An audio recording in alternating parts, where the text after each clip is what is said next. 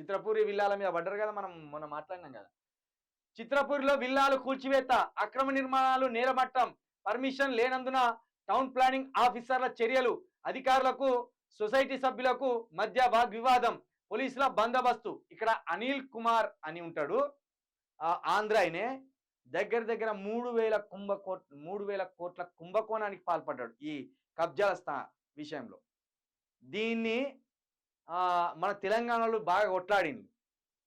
ఇక్కడ చిత్రపురిలో ఎవరికి ఉండాలి ఇండ్లు అంటే, రోజువారీ డైలీ లేబర్ ఉంటారు కదా, సినిమాలకు జూనియర్ ఆర్టిస్టులుగా, సినిమాలకు లైట్ మెన్లుగా, సినిమాలకు మేకప్ ఆర్టిస్టులుగా, ఈ జూనియర్ ఆర్టిస్టులుగా ఉండే వాళ్ళకు, వాళ్ళతో పాటు చిన్న ఆర్టిస్టులకు ఈ చిత్రపూరి కాలనీలో ఇండ్లు కట్టుకోమని ఆ సొసైటీలో స్థలాలు ఇచ్చింది.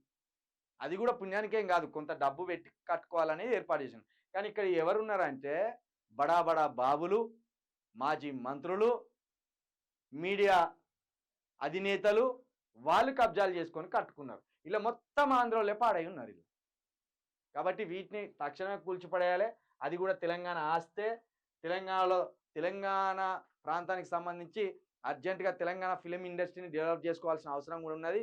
రాచకొండగుట్టలో రామోజీరావు ఫిలిం సిటీని మించిన ఫిలిం సిటీ ఇంకోటి కట్టుకోవాల్సిందే.